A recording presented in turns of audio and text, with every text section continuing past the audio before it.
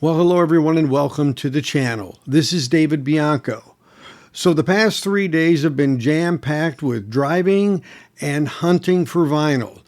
The Austin Record Convention was held Friday, Saturday, and Sunday of this past week. Made it down there and also traversed down to Houston, Texas area to look at a very special Beatles collection. I'll be telling you about our finds coming up next on the Safe and Sound Texas audio excursion.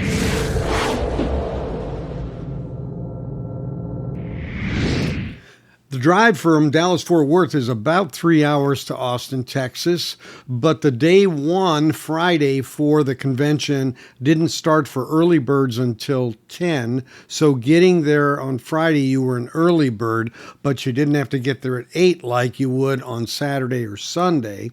So still was an early wake-up call, drive down there, pick up my buddy Vinyl Rush Brad, and then get down there, get our armbands, and wait in line with some of the VC folks, actually. And so I'm going to show you some of the things I got. Ran into Cindy, I think her name is 10 Cent on YouTube, and she was selling some wares, so trying to help her out. So I got some non-vinyl. I got some DVDs, and one of them was the concert, The Dance with Fleetwood Mac, which Brad said was very good. I got a Dark Side of the Moon multi-channel, which I have various versions of, not that one. And then Queen, Video Hits Volume 1. So I got 3 of those digital-based things, and then I got a few LPs from her. I got the records. This is a promo. You can see the runtime strip down there, which are records in radio stations use often. You got your promo stamp, of course, and then, of course, the record itself as well here. So it was a great pickup for a few dollars, not much at all. And the other thing I got from her was, believe it or not, I don't have a copy of The Year of the Cat. I've looked for the MoFi and tried to find it and really haven't had success. And so I said, well, let me get an OG. That way, if I get a MoFi, I can do a shootout on it. But anyway, got that one from her. So great to see new people that I hadn't met in the vinyl community. Next, I got a few Journeys. I had this on my want list, the 40th anniversary, cut by Chris Bellman of the great album Escape by Journey. And I also got a Japanese version of it as well. So I'll be doing a shootout on this because I have an OG and also a CBS half-speed master. Got a Japanese copy of a Steve Perry's Street Talk album I enjoy very much. I've always been looking for his other album, In the Name of Strong Medicine, and I just can't find it. It's a $300-400 album, though. It was only released in Brazil and the UK, I believe. Another one I've been looking for on LP I couldn't find, Christine McVie and Lindsey Buckingham. This is one that my buddy Michael Nolan has talked about often, and I've been really anxious to get it, so I was glad to have found one in very, very good condition. Roy Orbison, Mystery Girl. This is obviously one of his later records, when the time when he was with the Wilburys, doing something independently, and very great album, but I didn't have it, so glad to find it. Another Steve Perry I got called Traces that my buddy Brad was bragging on, so I figured I would get it. I've seen it a lot, but never needed to pick it up or thought about picking it up, but when someone gives me advice, and I often enjoy things they do, I'll usually search it out. Carla Bonoff, New World. I have a copy of this, but I wanted to have another player copy because the one I have is signed. This is a great, I think it may be actually her last vinyl release that she's ever done. A really good album if you ever see it in the wild. It's not very expensive, as most of hers aren't. Got a Black Sabbath Paranoid Vinyl Me Please. This is on, like, I guess a purple and white marble. Got one of those. So missed out on that when it came out. So I'm really anxious to hear that. Going way back in time, Mamas and the Papas. Now, this album, the reason I've got it, it's the If You Can Believe Your Eyes and Ears. This is the one where the cover had a toilet on it, and then they covered that up with Includes Monday, Monday, and California Dreamin'. But I've never seen this cover, and Patrick had said, the vinyl archivist said he thought this was like a third cover that they made for it. But honestly, I have never seen it. So I picked it up kind of as a completist. I like the Mamas and the Papas a lot. A really good find. This booth had everything half off, so this was $30 for the quad version of Aerosmith Rocks, which Patrick said, he said, this will blow you away. This is the version to have. So I have Toys in the Attic. I didn't have this one. It's got a really nice rough matted kind of cover on it. And of course it has the Columbia quad in there, the SQ quad. So I'm anxious to hear this one as well. Kind of a greatest hits kind of record here by the label, basically, which was through Fontana, which was Mercury Records division. It's got some songs on there that I'd like to get in LP form, but I didn't want to buy a whole album.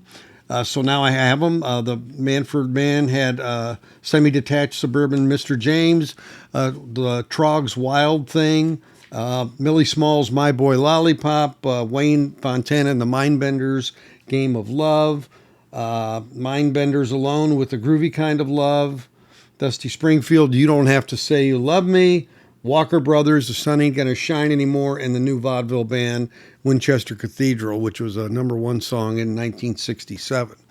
So that was kind of nice to get. And last item I got at the show was a really super clean copy for $25 of the Concert for Bangladesh. Albums are immaculate. The booklet is immaculate. I have a copy of this. I'm going to compare it. One of my daughters, I think, may not have this, so I may gift it to her. If not, then I may just sell it in the VC. And then we went down to Houston to meet up with some guys I'm going to talk about here in a minute and stop by Cactus Records. And I pretty well have a policy when I go to an independent record store, I'm going to buy something. So I happened to see this. It may have been a release that came out associated with Record Store Day, maybe not on Record Store Day, but the Strawberry Alarm Clock, Incense and Peppermints, a big hit in 1967. This was on sale for $18, regularly $25. So I actually looked at a used copy of this at the show, and the condition of it was not too great. Usually these aren't in great shape because, frankly, if you were listening to this music, you were potentially doing some drugs at the time. So got that at Cactus Records out of Houston. The second leg of the trip was, again, in Houston. We went and visited some friends that I've met through the channel, some twin gentlemen who are in the early 70s, and they've been collecting for a lot of years, a lot of Beatles stuff, a lot of individual Beatle artist stuff, and just rock in general. And got to meet them through the channel, went there a few months ago, and picked up some really neat stuff. And we made a second trip there to kind of carry on, continue looking. Time flies when you're looking at these things because they're so unique. It's unbelievable. So I picked up some pretty great stuff here. Some some you might not have seen. So this first one, it's called Beatles Greatest, and these are like sketches. They call this the President's sketching, and it's kind of like what the Beatles would look like if they were back in old times, so to speak, if they had been leaders of countries. Has neat sketches on the back. So something really weird about this album, it's on Portrait Records. Now Portrait Records because Cyndi Lauper, for example, was on Portrait Records.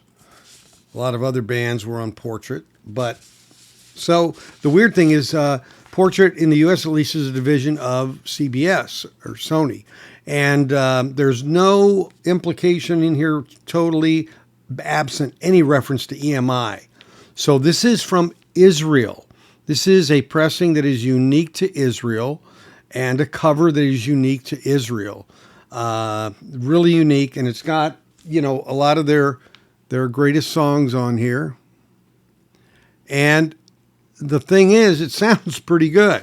Now, is it UK quality? No, but for a greatest hits, it sounds really good. It sounds like they definitely had some decent tapes to make this.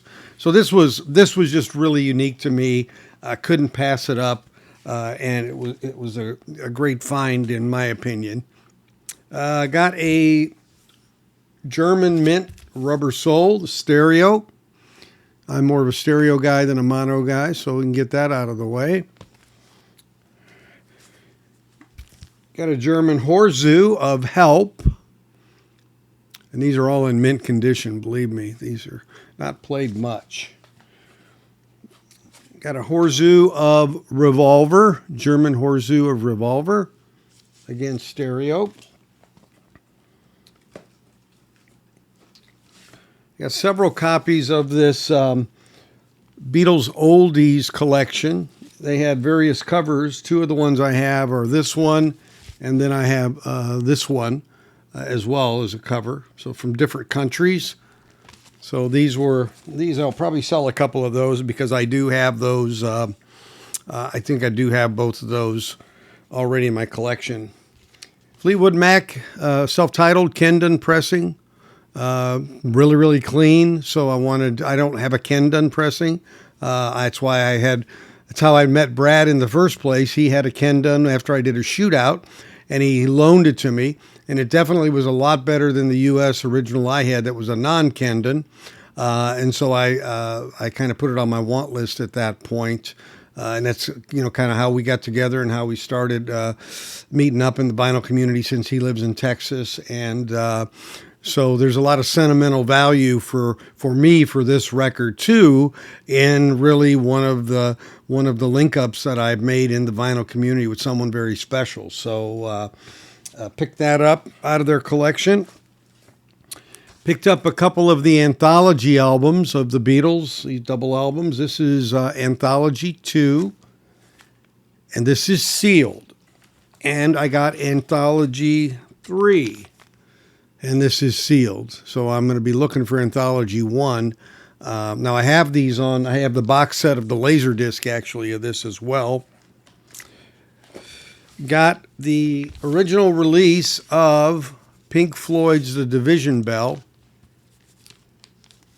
And this is what I would call, in my mind at least, the more sought-after version, because of the vinyl, which is gorgeous. Gorgeous, transparent blue vinyl. I'd rather look at that than look at me, that's for sure. It's really, really happy to find that version of it. Have never seen it before anywhere, but knew about it, obviously. A few more Beatles I picked up. A couple of these I got from my daughter. Rock and Roll Music, Volume 1 and 2. Nothing really spectacular about that. Now, OG Please Please Me from the UK with the overlapped back here.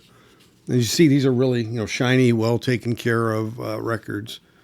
So these are ones I've been after. So a few Beatles there. Got an OG of Avalon by Roxy Music.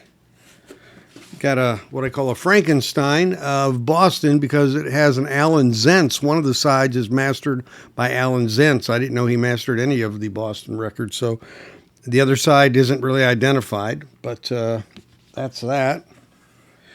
Got a Bob Dylan Desire radio station copy with the timing strip down here.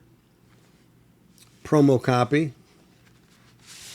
I believe it is the white label promo. Yes, it is. So pick that one up. This is not available in the U.S. at all. This was done in, let's see what country this is out of, if I can even read it here. UK. Art Garfunkel's Greatest Hits, which is kind of nice. I like Art Garfunkel. a lot, and this brings together all the best stuff that he ever did. So that was kind of unique because I've never seen they never released a greatest hits in the U.S. Couldn't pass up on Michael Nesmith, Infinite Rider at the Big Dogma, and this is a promo copy. And what's unique about this promo copy is it isn't white label or anything of that nature, but it says, and I don't know how well this will show up in there, but it shows first press. It says first pressing. Never seen that before, where it says first pressing instead of like promo copy or do not sell or whatever it might be. Got a Quiet's version of Bruce Hornsby and the Range, the way it is.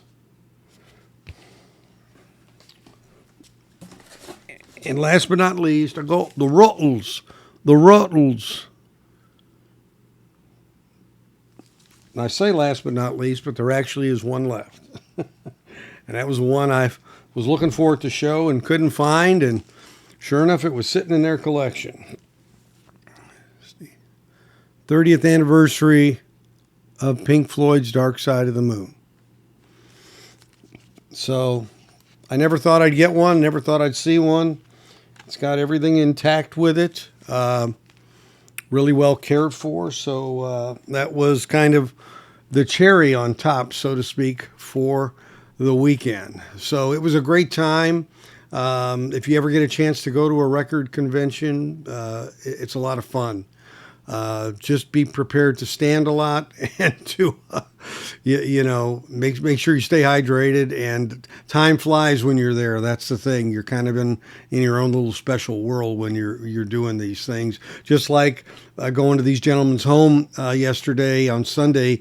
We had 4 hours there, and it was just like went like that. By the time they said it was 12:30, I looked. I went, and I couldn't believe 3 hours had already passed by. So this is what makes the vinyl collection fun. It makes the community fun. Spend time with some people I'd never met in the vinyl community that are on various shows themselves, or people I've met through those shows. And it really does enhance the experience a great deal to do that. So those were my experiences at the show and beyond. Thanks for watching as always. If you're not a subscriber, please click on the bell with the all option, and a thumbs up or like is appreciated for the algorithm. Comments are always welcome. I love getting them and love replying to them and getting some conversation going, because I think that's part of what we all need, some good, solid conversation about our hobby. So until next time on our Safe and Sound Texas audio excursion, take care, everybody.